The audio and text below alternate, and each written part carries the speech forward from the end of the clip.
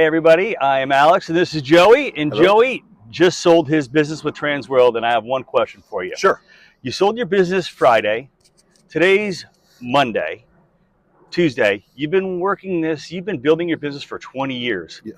What was your first weekend like when you didn't have to go to work Monday morning? You know, it's funny, but it hasn't really sunk in yet. It No? has not sunk in yet. No, my wife keeps asking me that. And I'll tell her, you know what? I go, give me a week. But it hasn't sunk in yet. It really hasn't. Okay. Yeah. Well, you should start enjoying that now. Oh, I will. You worked hard to get here, so congratulations. Thank you. In the process, I know that we worked together for a long time, getting this thing across the finish line. What were some of the things that you learned that you would maybe want to share with others who are contemplating exiting their business? Well, I would probably, if I could do one thing, I would probably raise my rates. But I wouldn't want to do it like, right before I sold it. I would have wanted to do it maybe like a year ago. Okay. And the only reason I say that's because most of the people that wanted to buy the business were not owner operators. They were owners, and then they had staff to do the work. So me being the owner operator was quite satisfied with my pay structure. Right.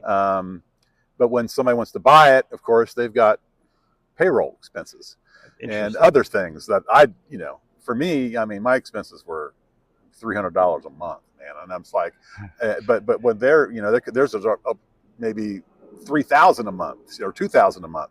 So if I would have raised my rates a little bit, I didn't have any clue that the people that were going to buy the business were going to be people that didn't necessarily do the work. Right. So that's the only thing I think, Okay. is that I probably would have raised my rates a little bit to make it a little bit more appealing to someone like that. Okay. Yeah. And that's a great insight right there.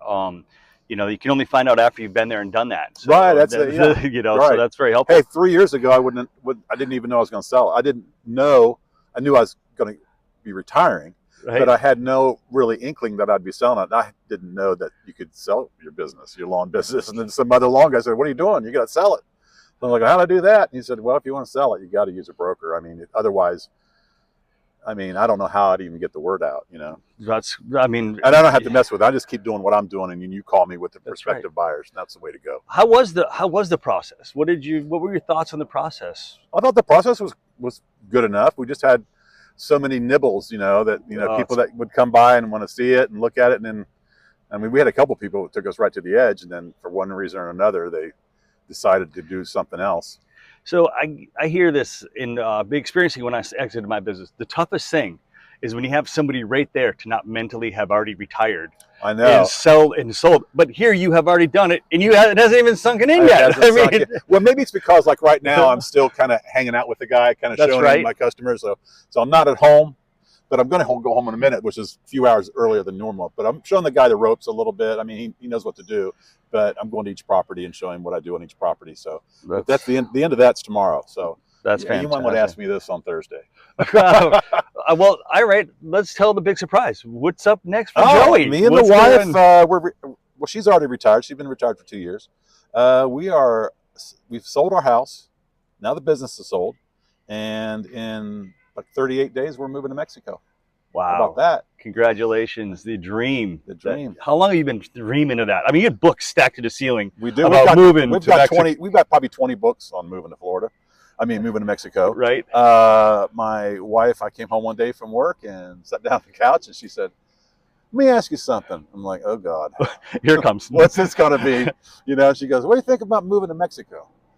And I was like, "How long have you been thinking about this?" And she goes, "Not really very long." She says, "But I've been looking at, retirement structure and how much money we're going to have left over, and we're going to have to scrimp, So, living in Orlando and Winter Park area, it's fairly expensive. The homeowner's insurance and the property tax will kill you, and they're almost non-existent down there. It's great. So that's going to be crazy money to save every year, not to mention just the lower cost of living down there. That's great. So, but we've already been down there, scoped it out. We're ready. Congratulations. Just got to pack. He's got to pack. No, he doesn't. He's going to pack everything, 2 cats and his wife in a Jeep, and drive across the border. The hard part's deciding what doesn't go. That's right. What are you going to do with the books? That's where you got to figure out. Well, I don't need the books anymore. That's right. I don't need those. Well, we'll probably take them, donate them or something. Well, congratulations again. I mean, Thank you, that is sir. amazing.